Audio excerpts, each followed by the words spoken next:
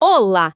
Antes da gente começar essa nossa exploração de hoje, aquele convite rapidinho, mas super importante, viu? Se inscreve aí no canal, deixa aquele like, compartilha com a galera. É o jeito de dar aquela força pro trabalho do professor Júlio Facó, sabe? Ele quer levar conhecimento de qualidade para muito além dos muros da universidade. E é tudo na faixa, né? A ideia é espalhar aprendizado mesmo. Exato, e hoje a gente vai mergulhar numa história que, sério, parece que saiu de Hollywood, mas é pura realidade. Qual história? A ascensão e a queda vertiginosa da Theranos. Lembra daquela startup? Ah, sim. A que ia revolucionar os exames de sangue com uma gotinha só, sem agulha. Essa mesma. Prometeu mundos e fundos e, bom, a gente vai ver o que entregou. Acabou virando um dos maiores escândalos de fraude do Vale do Silício, né? Exatamente. E a nossa conversa aqui, ela é inspirada num estudo de caso ótimo do professor Júlio Facó. Aham. Baseado naquele livro Bad Blood, né? Do jornalista John Carreyrou. Isso. E a nossa missão aqui é tirar as lições, as provocações, aqueles momentos de como assim, sabe? Entender o que deu certo no começo e, principalmente, o que deu mas tão errado depois. Ok, então, vamos desvendar isso. Tudo começa com a Elizabeth Holmes, uma figuraça. Uhum. Jovem, ambiciosa, histórico familiar de sucesso, pais com altas expectativas. Aquela coisa, né? Certo. Largou a prestigiosa Universidade de Stanford aos 19 anos, tinha uma ideia, um adesivo indolor para coletar sangue. E fazer diagnósticos, né? Uma ideia potente. Sim, e o pai dela queria um PhD para ela. A resposta? Não, pai, quero fazer dinheiro. Bem direta. Pragmática, pelo menos. E conseguiu apoio importante logo de cara, né? Professor Channing Robertson, lá de Stanford, o cofundador Shonak Roy. Conexões são chave no começo, né? Totalmente. E o primeiro $1 milhão veio de Tim Draper, um investidor famoso, pai de uma amiga. Olha aí, a rede de contatos funcionando. O discurso dela era grandioso, de mudar a humanidade.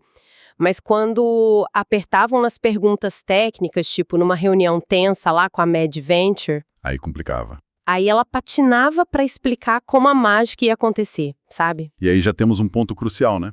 Muito comum no Vale do Silício.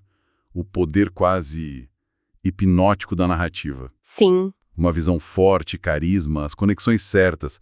Isso abre portas, às vezes até mais do que a tecnologia pronta. verdade. Ter mentores como Robertson, investidores como Draper, deu um selo de qualidade inicial, né? Essencial. Só que essa dificuldade em responder perguntas técnicas, já era um sinal vermelho piscando ali, né? Exato. Mas que muita gente ignorou por causa do brilho da promessa. Pois é, o famoso brilho nos olhos. E os sinais vermelhos não pararam por aí, não. Chegou Henry Mosley. Ah, o CFO, experiente. Isso. Atraído pelo que ele chamou de elenco de estrelas. Gente como Don Lucas da Oracle, o próprio Larry Ellison botou grana. Um time de peso, realmente. Mosley era rodado, mas admitia, ele não entendia direito como a geringonça da Theranos funcionava. Isso vindo do CFO é preocupante. Pois é. Nas demonstrações para investidores, era o cofundador, o Shonak Roy, quem fazia o show. Picadinha no dedo, sangue num cartuchinho, máquina e saiu o resultado. Parecia mágica. O teatro, né? A performance. Totalmente. Aí teve uma demonstração chave para a gigante farmacêutica Novartis, lá na Suíça. E como foi? Internamente, um gerente mandou um e-mail triunfante. Foi perfeito. Só que não foi bem assim. Ah, claro. O que aconteceu de verdade? Uma máquina deu pau, a equipe varou a noite tentando consertar. O Mosley ficou com aquela pulga atrás da orelha, sabe? Imagino. Começou a suspeitar. Confrontou a Elizabeth. Falou na lata. A gente está enganando investidores. Não dá para continuar assim. Corajoso. E a reação dela? Gelada. Fria. Pouco tempo depois, rua pro Mosley. Caramba. Esse é um exemplo clássico daquela cultura do fake it till you make it, né? Finja até conseguir.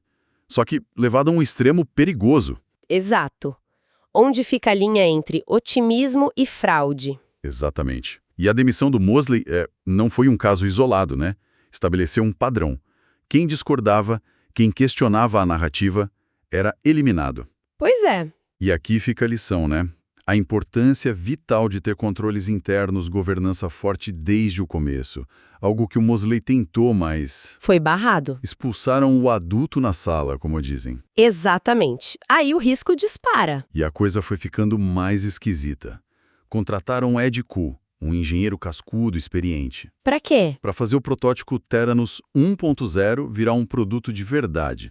Mas ele sacou logo. A tarefa era quase impossível. Por quê? O protótipo não funcionava. Basicamente isso. Nas palavras dele, não funcionava de verdade. O problema era a obsessão da Elizabeth pela miniaturização. A gota única de sangue. Isso, usar só uma gotinha, em cartuchos minúsculos, isso complicava toda a engenharia, a química, precisava diluir a amostra, o que comprometia os resultados. Ou seja, a premissa central já tornava tudo muito difícil, talvez inviável. E a rotatividade de pessoal era altíssima. Executivos entrando e saindo numa velocidade. Assustadora. E a Elizabeth parecia viver numa bolha, focada só no final, como ela dizia, citando aquelas comparações com Bill Gates e Steve Jobs que o professor Robertson fazia. Uma pressão e uma autoimagem complicadas, né? E nesse clima todo, entra em cena Sunny Balwani. O namorado secreto. Bem mais velho que ela, né? Isso. Começou a ganhar poder na empresa, mesmo sem cargo formal no início, e a presença dele deixou o ambiente ainda mais pesado. Tenso. Para piorar, eles precisavam que o protótipo capenga funcionasse num projeto piloto com a Pfizer. Imagina a pressão. E ao mesmo tempo processando ex-funcionários. Sim, acusando de roubo de segredo industrial. O clima era de paranoia total. A TI monitorando tudo, pendrives. Um ambiente de trabalho péssimo. Nesse caos, uma equipe interna, liderada por um cara chamado Tony Nugent, achou uma solução alternativa. Que solução? Pasme, usaram o robô dispensador de cola adaptado com uma pipeta e era mais confiável que o sistema original. Um robô de cola. Sério? Sério. Elizabeth adorou e batizou de Edison. E o que aconteceu com o engenheiro experiente, o Ed Ku? Demitido. E o cofundador, Sean McRoy, saiu logo depois. Vendeu as ações para Elizabeth a preço de banana. Uma manobra estranha essa da venda das ações. Muito. Levantou suspeitas de um membro do conselho, o Avi Tevanian, que era ex-Apple, mas a maioria do conselho o aprovou. Olha, aqui a gente vê o impacto devastador de uma liderança obcecada, né? Ignorando a realidade técnica, o feedback dos especialistas. Totalmente. E a entrada oficial do Sunny Balwani como COO só piorou a cultura que já era tóxica. Sim, o ambiente ficou ainda mais pesado. Sigilo extremo, vigilância, processos. Isso não combina com inovação de verdade, né? São péssimos sinais éticos. Com certeza. E levantar a questão da governança, né? Como o conselho permite a saída suspeita de um cofundador? Ignora os alertas de um membro experiente como o Tevanian? Pois é. Ele chegou a sugerir uma supervisão mais adulta, digamos assim, para o presidente do conselho, Dom Lucas. E qual foi a resposta? Basicamente, mandaram ele renunciar. Caramba! Um conselho omisso, no mínimo conivente, então. Perigoso. E enquanto a tecnologia não ia para frente, o foco era total nas aparências. Ah, fachada. Mudaram para um endereço chique em Palo Alto, contrataram a Ana Riola, ex-designer da Apple. Para dar um tapa no visual do Edison. Exato. Deixar com cara de produto da Apple. Case elegante, tela sensível ao toque. Foi ela, inclusive, que sugeriu as famosas golas pretas para Elizabeth. A la Steve Jobs. A imitação ficando cada vez mais óbvia. Sim. Mas por dentro, o caos continuava. Informações em silos, ninguém podia falar com ninguém, sensação de espionagem constante. Que clima. E instruções bizarras para os funcionários quando o conselho visitava. Não olhem nos olhos deles, finjam estar ocupados, acredita. Difícil de acreditar, mas, vindo dessa história, já nem surpreende tanto. E o Tevanian, o conselheiro ex-Apple? Ele não desistiu fácil. Apontou que as projeções de receita eram furadas, os atrasos eram constantes, as explicações mudavam. Tentou mostrar os fatos? Confrontou Dom Lucas com documentos e tudo. A resposta? acho melhor você sair. Mandaram embora de novo quem estava apontando os problemas. Ele saiu, mas deixou uma carta bem dura, alertando sobre a cultura tóxica, falta de transparência. Foi como falar com as paredes. É a dissonância cognitiva em estado puro, né? A imagem projetada de sucesso contra uma realidade interna caótica. Total. E as tentativas do Tevânia mostram como a pressão por crescimento a qualquer custo, a sedução pela narrativa, podem levar a suprimir más notícias, a desmontar qualquer controle. E aquela comparação com Jobs e Gates que o Robertson fazia. Virou um fardo, né? Uma profecia autorrealizável, mas pelo avesso. Triste. E essa narrativa sedutora funcionou com peixes grandes, né? Ah, sim. As parcerias. A Walgreens, gigante das farmácias, mordeu a isca. O pessoal de inovação deles ficou maravilhado com a promessa de exames rápidos ali na farmácia. Uma visão realmente atraente para o varejo farmacêutico. Mas a visita deles lá em Palo Alto foi surreal. O Kevin Hunter, que é o Walgreens contratou para validar a tecnologia, descreveu uma paranoia com segurança. Como assim? Escolta até para ir ao banheiro. Não deixaram ver o laboratório de verdade. Um jantar secreto. Foi bizarro. E ele desconfiou? Sim, ele sacou que tinha algo errado. A falta de acesso, a recusa em ter alguém da Walgreens lá dentro, não mostraram nem o resultado do exame de sangue dele. Ele alertou os chefes. Mas o encantamento era maior, pelo visto. Exatamente. E a rede de supermercados Safeway também caiu nessa. O CEO, Steve Bird, era obcecado por saúde preventiva. Viu ali a solução dos sonhos. Investiu pesado, um projeto secreto chamado T-Rex. Só que tem um detalhe sórdido aí. Qual? As amostras de sangue dos clientes da Safeway iam para um laboratório da Theranos que, pasme, não tinha nenhuma máquina da Theranos. Como assim? O que eles usavam? Hackeados para aparecerem da Theranos nos relatórios. Era tudo fachada. Meu Deus! E a certificação do laboratório, a CLIA? Tinha certificação, mas a fiscalização, na prática, não pegou essa fraude toda. Falhou. Impressionante. O padrão aqui é claro.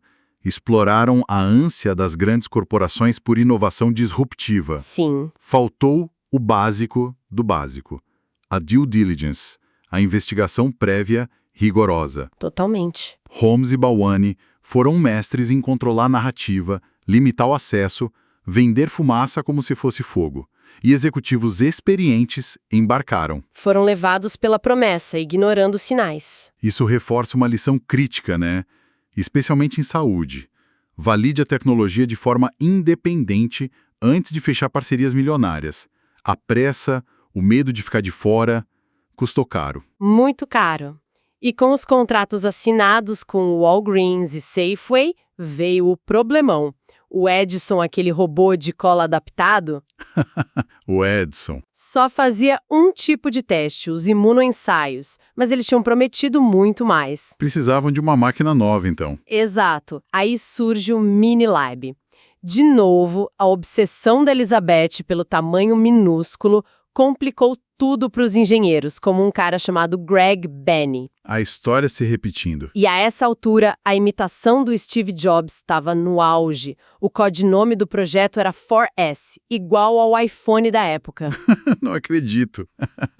E para completar o quadro, o irmão da Elizabeth e os amigos dele da faculdade, o tal Frat Pack, A turma da fraternidade. ganharam cargos importantes, sem experiência nenhuma. Um contraste total com a equipe técnica. Nossa, o foco mudando completamente de competência para lealdade. Ou nepotismo. O Greg Benny, o engenheiro, viu o circo pegar fogo. O Mini Lab era só um protótipo cheio de falhas graves. Que tipo de falhas? Superaquecia, os robôs erravam o alvo, a centrífuga explodia, coisa básica de engenharia que não estava resolvida. Mas o Sunny já encomendava peças aos montes, como se fosse produto pronto. A velha confusão entre protótipo e produto final. Clássico. E o ambiente sob o Sunny? Insuportável. Gritos, demissões sumárias por motivos absurdos. O Bain pediu demissão depois que as ações dele venceram. E a reação do Sunny? Acusou o Bain de roubar a propriedade intelectual, na mente dele. Surreal é pouco. Caramba. O ciclo se repetia e piorava, né? Promessas infladas, tecnologia deficiente, pressão absurda, cultura tóxica liderada pelo Sunny. E tolerada ou até incentivada pela Elizabeth. Pois é a tal síndrome do segundo produto. A pressa atropela a consolidação do primeiro, que nem funcionava direito. Exato. E a imitação do Jobs era só na casca, né? Na estética, não na substância. E trocar engenheiros por amigos leais, sinal claro de que o foco era controle, não competência. O navio afundando e a ordem era pintar o convés. Basicamente isso. E a podridão era sistêmica mesmo. Uma cientista clínica experiente, Diana Dupuy, denunciou problemas graves no laboratório. Que tipo de problemas? Reagentes vencidos, equipamentos descalibrados, amostras de pacientes comprometidas por causa dos tubos de coleta vencidos. Coisas básicas de laboratório sendo ignoradas. E o que aconteceu com ela? Demitida. Pelo Sunny, claro. Usaram pretextos ridículos. O e-mail que ela escreveu depois da demissão é um retrato fiel do medo que reinava ali. Que triste. E a Seifen? Cansada da arrogância, da falta de resultados, da comunicação péssima com o Sunny e o Frat Pack, pulou fora discretamente. Mas amargou um prejuízo de 350 milhões de dólares. 350 milhões? Jogados fora? E a audácia não parou por aí. Tentaram emplacar os dispositivos no Afeganistão com os militares. No Afeganistão? Sério? Sim, mas aí encontraram um osso duro de roer, o tenente-coronel David Shoemaker. Quem era ele? Um especialista em regulação do Exército e da FDA. Ele bateu o pé. Para usar em soldados, precisava de aprovação da FDA e protocolos de estudo sérios, com comitê de ética e IRB. O procedimento correto, né? É isso. Mas a Elizabeth reagiu mal. Tentou usar os contatos dela de alto escalão, tipo o general Mattis, para passar por cima do Shoemaker. Que perigoso. Usar influência para atropelar a segurança? Mas o Shoemaker não se intimidou. Foi firme e acionou a FDA e a CMS, a agência que regula os laboratórios nos Estados Unidos. E o que as agências disseram? Os chefes lá confirmaram. Sem aprovação da FDA, nada feito.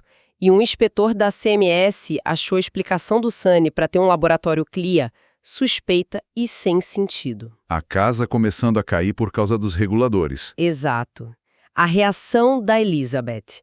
Um e-mail furioso para o General Mattis acusando o Shoemaker de informações flagrantemente falsas. Tentando minar a credibilidade de quem estava certo. Mattis inicialmente comprou a briga, mas depois recuou quando se reuniu com Shoemaker e gente da FDA. Ufa, aqui a fraude escala de um jeito assustador, né?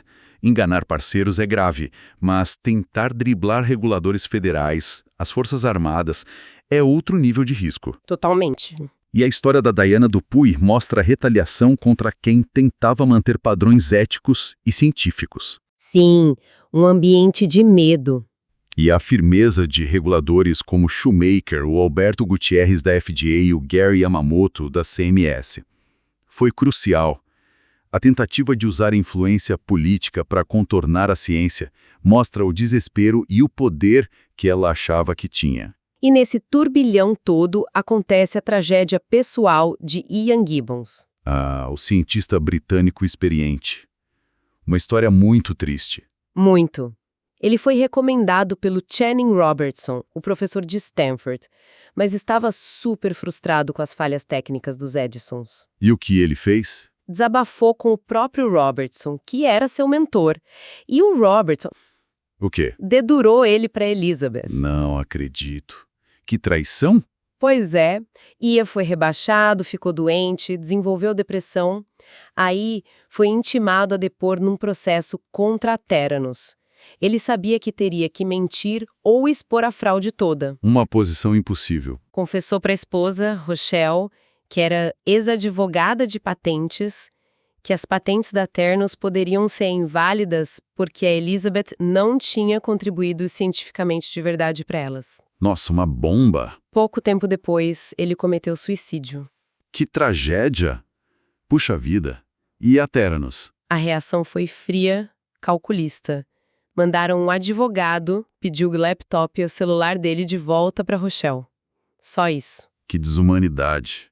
Chocante! E aí, nesse contexto sombrio, começam a surgir os whistleblowers, os denunciantes que arriscaram tudo. Quem foram os principais? Tyler Shultz, que era neto do George Shultz. O George Shultz, ex-secretário de Estado, figurão do governo, que estava no conselho da Theranos. Esse mesmo. E a Erica Chung.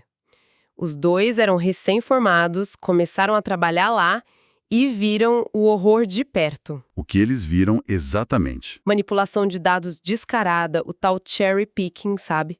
Excluíam resultados ruins para fazer os testes parecerem bons, fraudavam os controles de qualidade, QCs, para passar nas inspeções. E usavam as máquinas hackeadas em pacientes? Sim, as máquinas da Siemens modificadas, em pacientes reais, gerando resultados perigosos, especialmente de potássio, que podem ser fatais se errados. Isso é criminoso. Colocar pacientes em risco. O Tyler, depois de uma festa na casa do avô, criou coragem e mandou um e-mail detalhado para Elizabeth com todas as preocupações. E ela? Quem respondeu foi o Sunny com um e-mail raivoso depreciativo. Tyler pediu demissão. E acabou aí? Não. Foi ameaçado pela empresa através da família.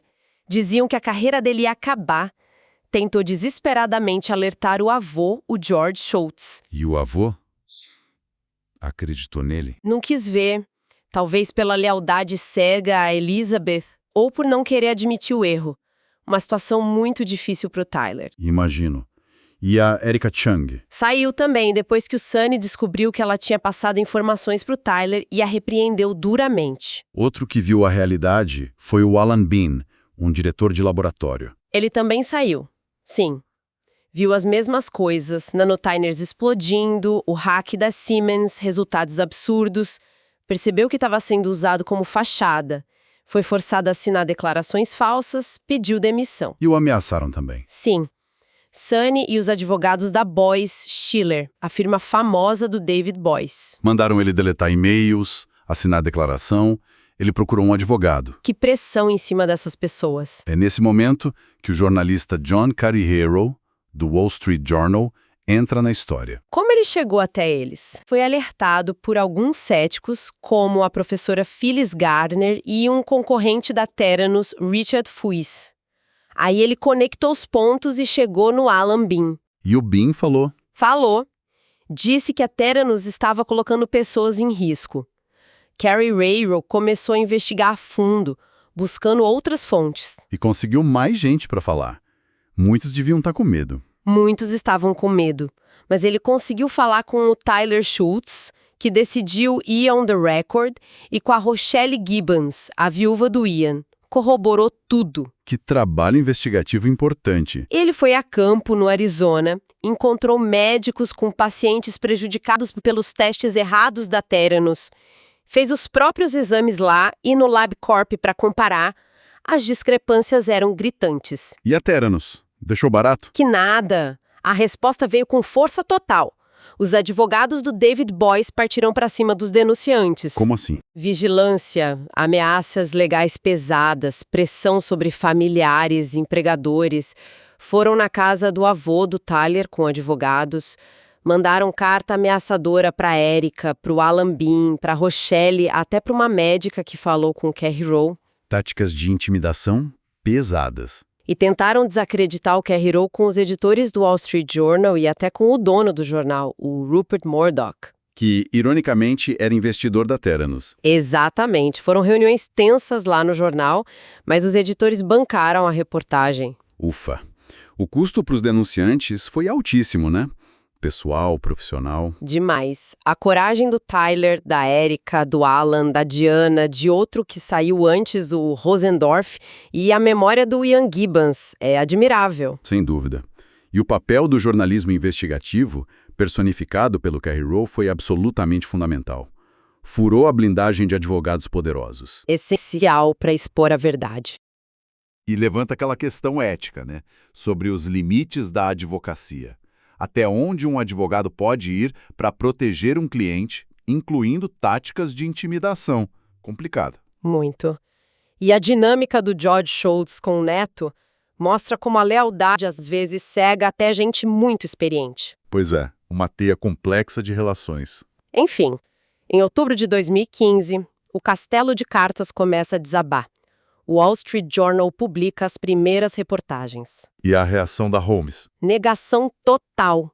Soltou aquela frase que ficou famosa. É isso que acontece quando você tenta mudar as coisas. Deu entrevistas evasivas. Tentando manter a narrativa até o fim. Mas o estrago estava feito.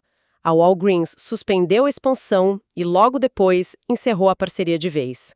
A Safeway já tinha pulado fora antes. E os reguladores? A CMS fez uma inspeção surpresa, liderada pelo mesmo Gary Yamamoto que já tinha desconfiado antes. Encontraram falhas gravíssimas, múltiplas. O relatório foi devastador. Ameaçaram banir a Holmes de operar laboratórios. Aí não tinha mais como segurar. O fim era inevitável. O Sunny Balwani se aposentou. Aham, foi aposentado, né? Ejetado para tentar salvar a imagem dela. Provavelmente. A Theranos teve que anular dezenas de milhares de resultados de testes de pacientes. Que caos. Imagina o impacto disso. Investigações criminais do Departamento de Justiça, civis da SEC, processos de investidores chovendo. A Holmes ainda tentou apresentar o Minilab numa conferência, mas sem dados robustos não colou. Os advogados famosos pularam fora também, né? Boyce, Schiller. Sim, Holmes e Balwani foram indiciados por fraude massiva. O julgamento da Holmes foi adiado por causa da gravidez dela. E a defesa? Tentou culpar o Balwani, alegando que ele era abusivo e controlava tudo, mas a promotoria apresentou e-mails, mensagens, testemunhos. As evidências eram esmagadoras. E o veredito? Holmes condenada em 4 das 11 acusações. Balwani, que teve um julgamento separado, foi condenado em todas as 12 acusações contra ele. Penas de prisão significativas para os dois. E a Theranos? Virou pó. Foi dissolvida. A análise final é clara, né? A fraude era insustentável.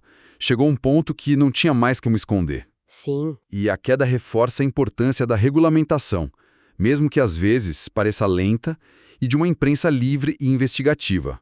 Foram cruciais. Com certeza. Os freios e contrapesos que deveriam ter funcionado, o conselho, os investidores experientes, falharam por muito tempo. Foram hipnotizados pelo hype, pelo medo de perder o próximo unicórnio. O famoso FOMO, né? Fear of Missing Out. Exatamente. Theranos virou o grande conto de advertência do Vale do Silício. Um exemplo máximo do que não fazer. Um alerta sobre os perigos do hype desenfreado, da ética flexível, do sigilo tóxico. E o legado é essa necessidade urgente de mais rigor, mais responsabilidade, mais integridade, especialmente quando se lida com a saúde das pessoas. Ufa! Recapitulando, então, os aprendizados dessa montanha-russa toda. A gente viu o abismo gigantesco entre ter uma visão e conseguir executar de verdade. Vimos o veneno que é uma cultura tóxica dentro de uma empresa. Vimos a coragem imensa de quem resolve falar a verdade, mesmo contra todo o poder. E a importância crucial de investigar a fundo a tal due diligence e de manter a ética acima de tudo, ainda mais quando vidas estão em jogo. Então, fica a pergunta. O que tudo isso significa, afinal? Pois é. E aí fica a provocação final bem no estilo de estudo de caso, né? Theranos foi um ponto fora da curva? Uma maçã podre isolada? Ou será que foi um sintoma de algo mais profundo? Exato. Algo na cultura de startups, na pressão por crescimento exponencial, na busca incessante pelo próximo bilhão, que pode atropelar a ética, a ciência, o bom senso. Uma reflexão importante. Que mecanismos de proteção a gente tem hoje? Ou que mecanismos a gente precisa fortalecer para evitar a próxima Theranos, principalmente em áreas tão críticas como a saúde? Fica aí para a gente pensar. Fica a reflexão. Ufa, que história, hein? Intensa. Olha, se quem tá ouvindo curtiu essa exploração profunda que a gente fez, Não esquece, né? não esquece, se inscreve aí no canal, ativa o sininho para não perder os próximos papos, deixa um comentário dizendo o que mais te chocou ou o que você aprendeu. E compartilha com todo mundo. Isso ajuda demais o trabalho do professor Júlio Facó a continuar espalhando conhecimento por aí de forma gratuita e de qualidade. É isso aí. Bom, muito obrigado pela companhia e até a próxima.